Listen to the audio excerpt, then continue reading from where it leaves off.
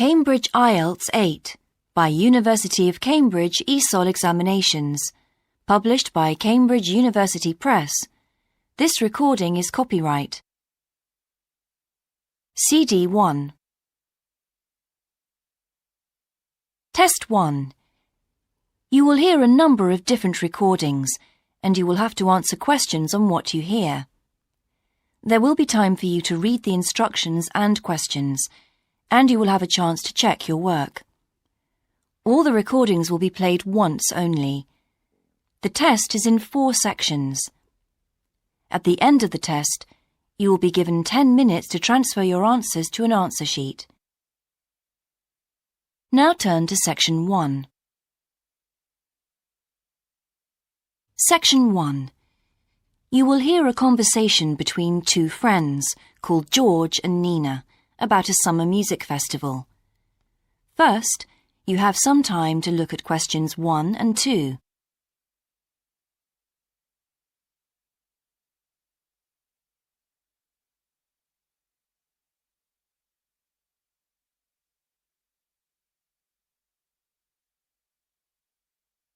You will see that there is an example that has been done for you.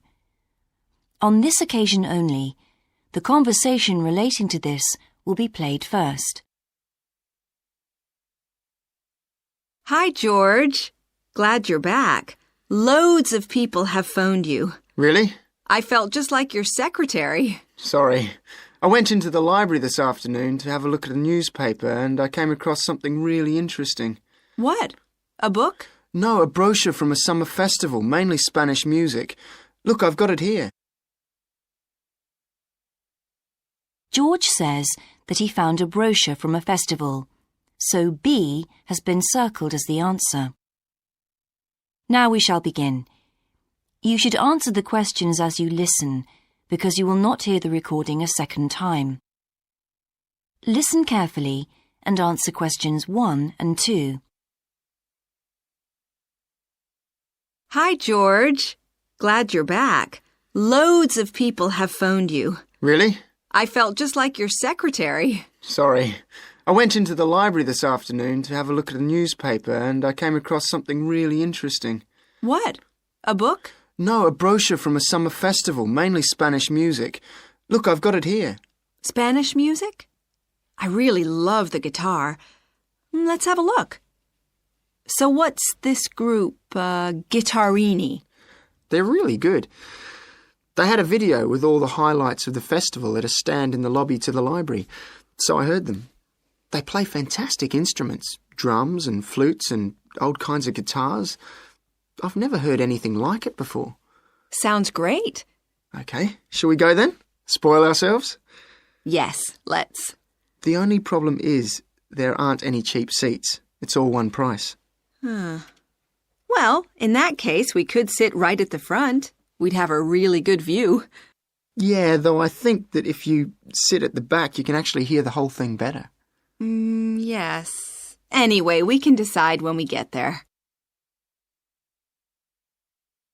Before you hear the rest of the conversation, you have some time to look at questions 3 to 10.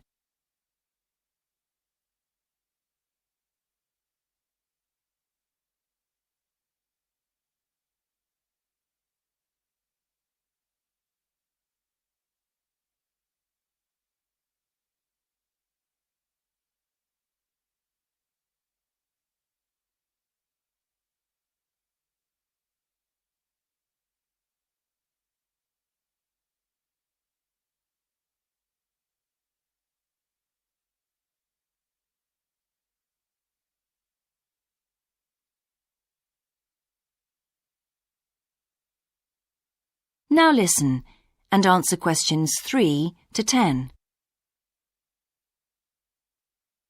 So will you fill in the form or shall I? I'll do it. Name, George O'Neill. Address, 48 North Avenue, Westsea. Do you remember our new postcode? Still can't remember it. Just a minute. I've got it written down here. WS6 2YH. Do you need the phone too? Please. I'm really bad at numbers.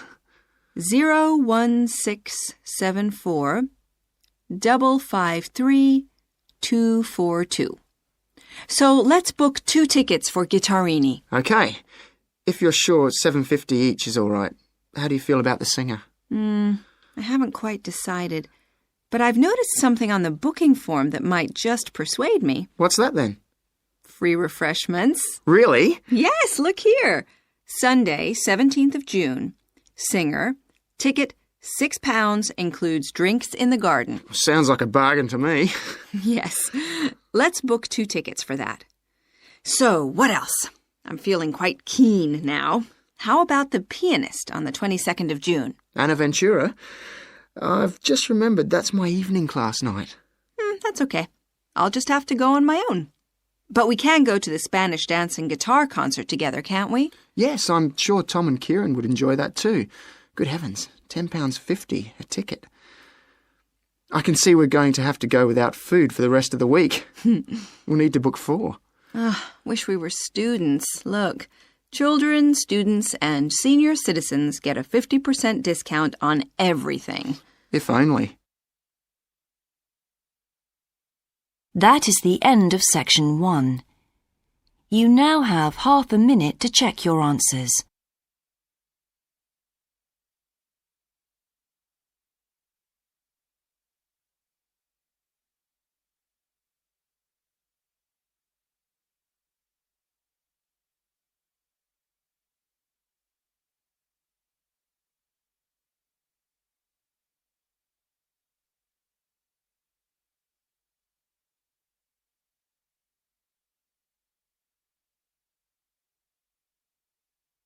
Now turn to section 2.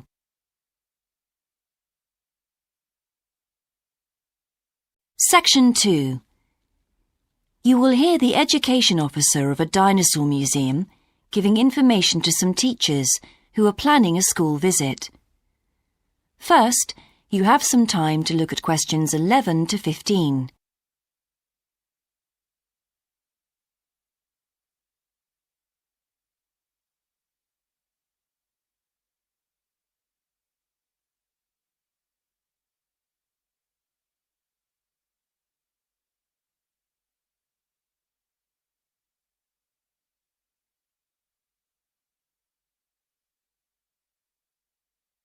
Now listen carefully and answer questions 11 to 15. Hello, and thank you for asking me to your teachers' meeting to talk about the Dinosaur Museum and to tell you a bit about what you can do with your students there. Well, let me give you some of the basic information first. In regard to opening hours, we're open every day of the week from 9 a.m. to 8 p.m. except on Mondays, when we close at 1:30 p.m. And in fact, the only day in the year when we're closed is on the 25th of December. You can book a guided tour for your school group any time that we're open. If you bring a school group to the museum, when you arrive, we ask you to remain with your group in the car park. One or more of the tour guides will welcome you there and brief you about what the tour will be about. We do this there because our entrance is quite small and we really haven't got much room for briefing groups in the exhibition area. As far as the amount of time you'll need goes, if you bring a school group, you should plan on allowing a minimum of 90 minutes for the visit. This allows 15 minutes to get on and off the coach, 45 minutes for the guided tour, and 30 minutes for after-tour activities. If you're going to have lunch at the museum, you will of course have to allow more time. There are 2 cafes in the museum with seating for 80 people. If you want to eat there, you'll need to reserve some seating, as they can get quite crowded at lunchtime. Then, outside the museum at the back, there are tables, and students can bring their own lunch and eat it there in the open air. Before you hear the rest of the talk, you have some time to look at questions 16 to 20.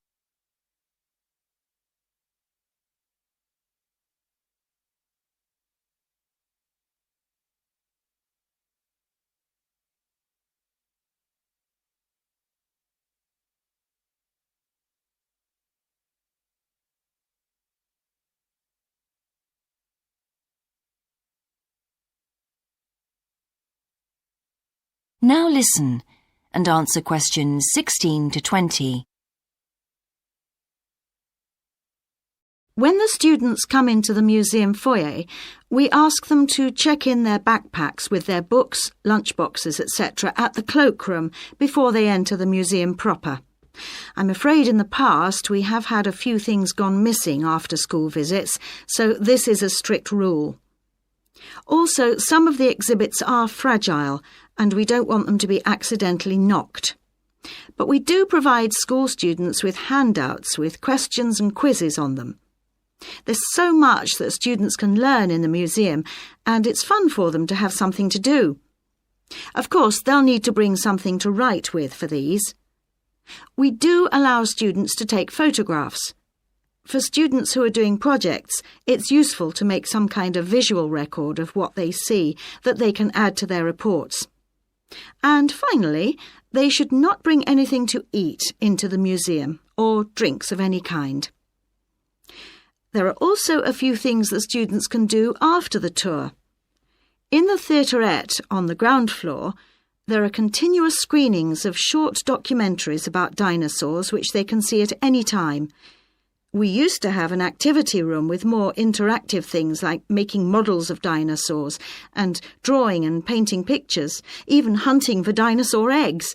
But unfortunately, the room was damaged in a bad storm recently when water came in the roof, so that's closed at the moment. But we do have an IT centre where students have access to CD-ROMs with a range of dinosaur games. These games are a lot of fun, but they also teach the students about the lives of dinosaurs, how they found food, protected their habitat, survived threats, that kind of thing. And I think that's all I have to tell you. Please feel free to ask any questions if you would like to know anything else about. That is the end of section 2.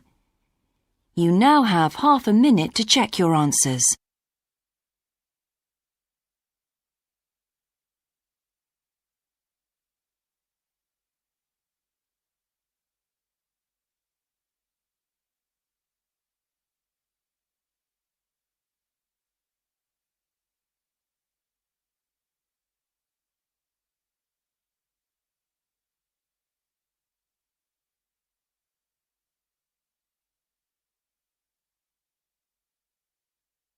Now turn to section 3.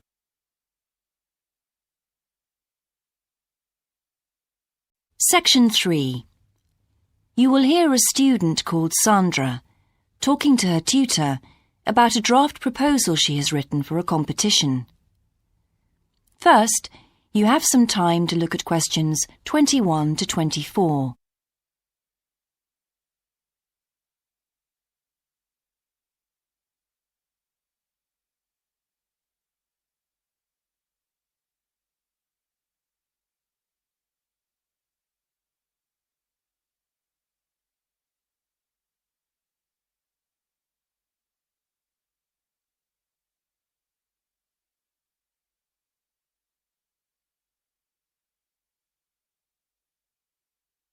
Now listen carefully and answer questions 21 to 24. Right, Sandra. You wanted to see me to get some feedback on your group's proposal, the one you're submitting for the Geography Society field trip competition. Uh-huh. I've had a look through your proposal, and I think it's a really good choice.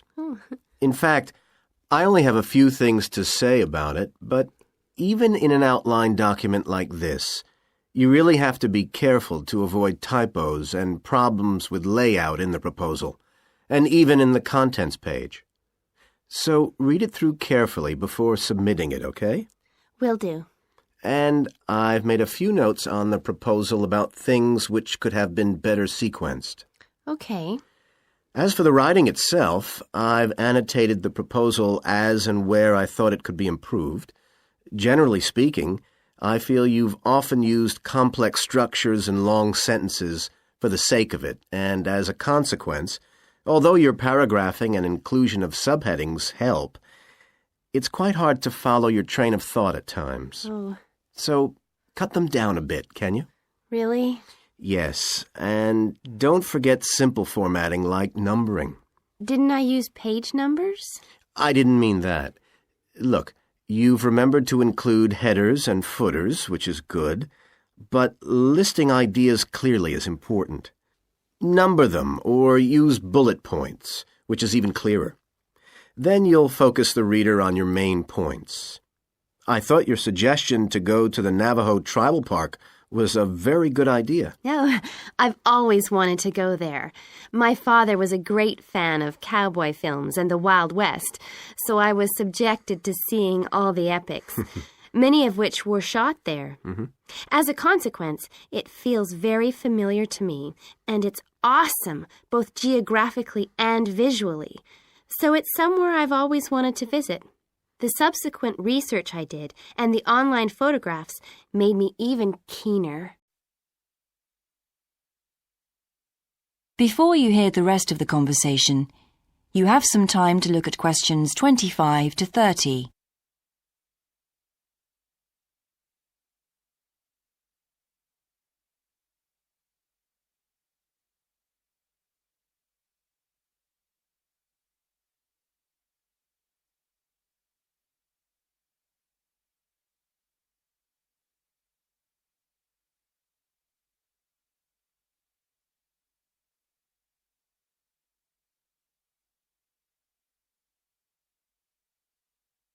Now listen and answer questions 25 to 30.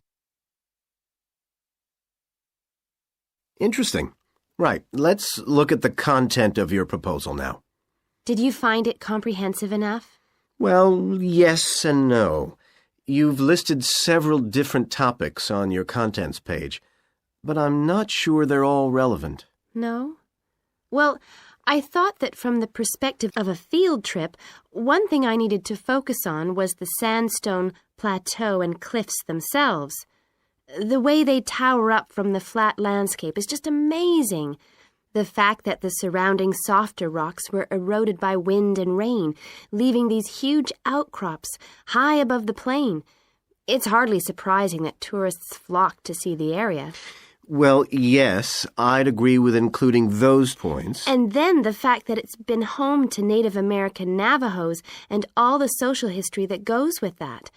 The hardships they endured trying to save their territory from the invading settlers.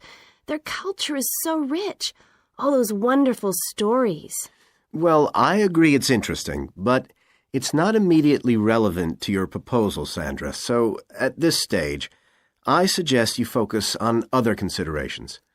I think an indication of what the students on the trip could actually do when they get there should be far more central, so that certainly needs to be included and to be expanded upon.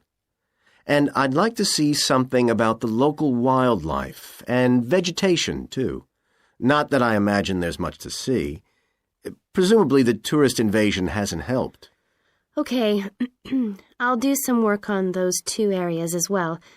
But you're right, there's not much apart from some very shallow-rooted species. Although it's cold and snowy there in the winter, the earth is baked so hard in the summer sun that rainwater can't penetrate. So it's a case of flood or drought, really. So I understand. Now, before we look at everything in more detail, I've got a few factual questions for you. It would be a good idea to include the answers in your finished proposal, because they're missing from your draft. Fine. So you mentioned the monoliths and the spires, which was good. But what area does the tribal park cover? Do you know?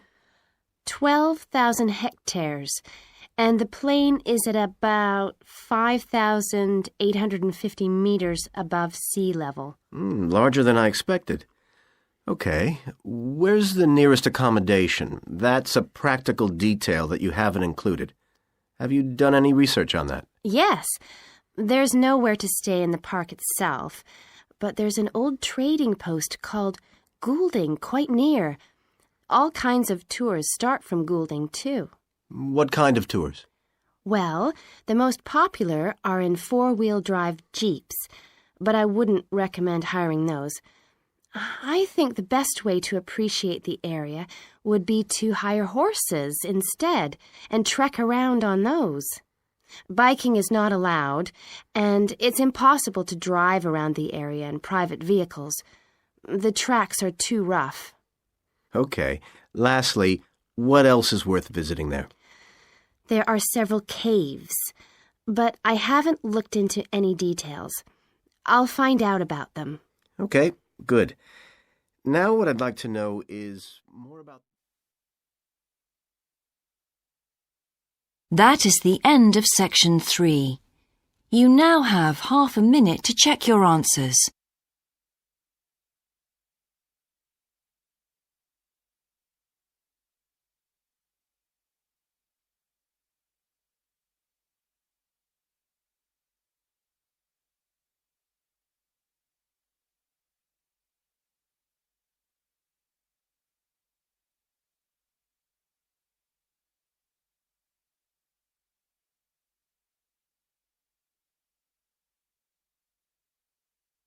Now turn to section 4.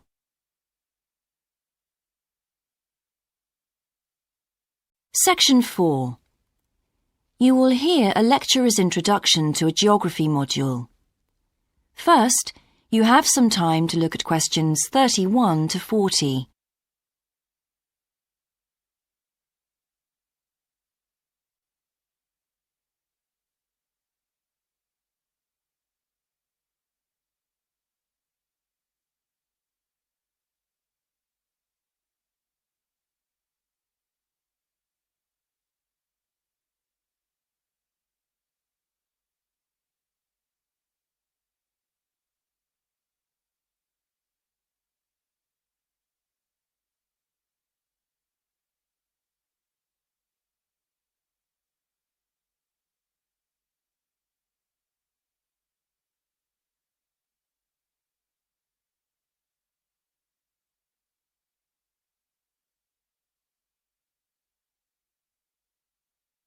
Now listen carefully and answer questions 31 to 40. So, welcome to your introductory geography lecture. We'll begin with some basics. Firstly, what do we learn by studying geography? Well, we learn a great deal about all the processes that have affected and that continue to affect the Earth's surface.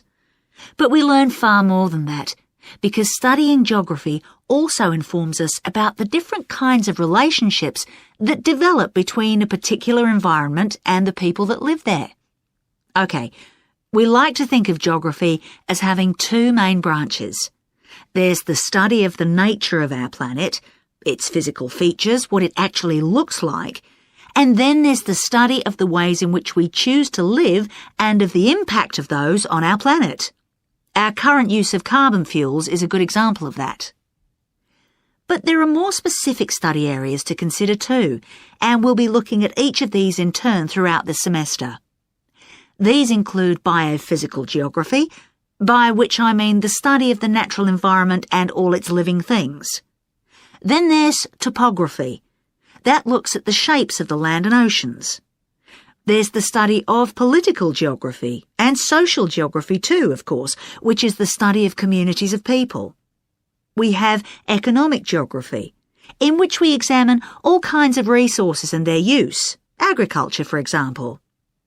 Next comes historical geography, the understanding of how people and their environments and the ways they interact have changed over a period of time. And urban geography, an aspect I'm particularly interested in, which takes as its focus the location of cities, the services that those cities provide, and migration of people to and from such cities. And lastly, we have cartography. That's the art and science of map making. You'll be doing a lot of that.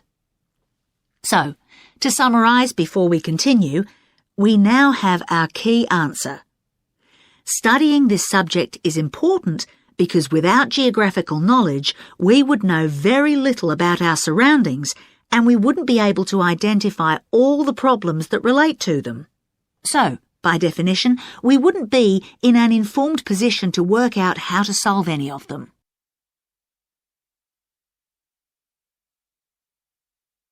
OK, now for some practicalities. What do geographers actually do? Well, we collect data to begin with. You'll be doing a lot of that on your first field trip. How do we do this? There are several means.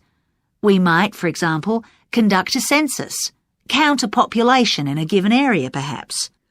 We also need images of the Earth's surface which we can produce by means of computer generation technology or with the help of satellite relays. We've come a very long way from the early exploration of the world by sailing ships, when geographers only had pens and paper at their disposal. After we've gathered our information, we must analyse it. We need to look for patterns, most commonly those of causes and consequences.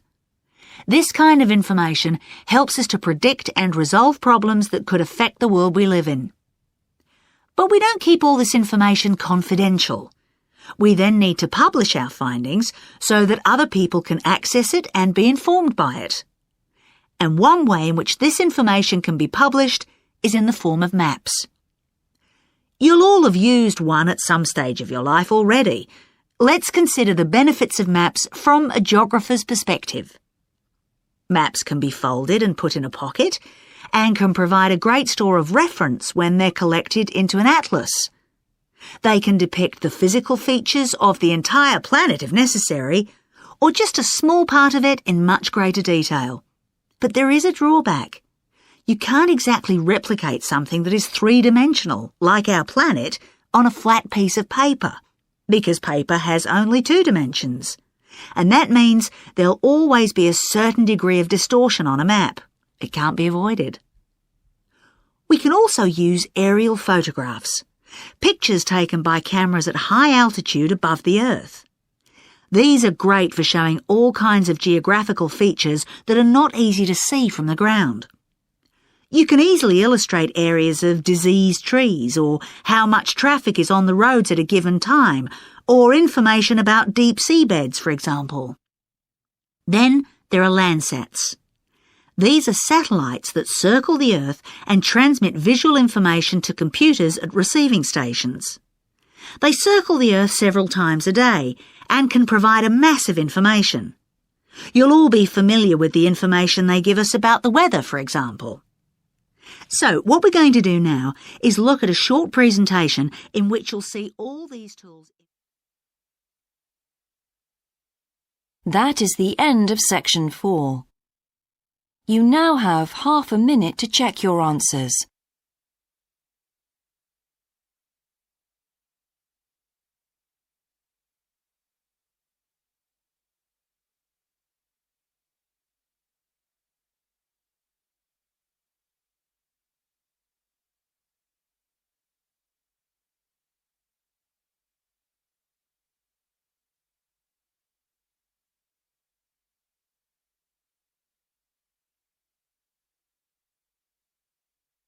That is the end of the listening test.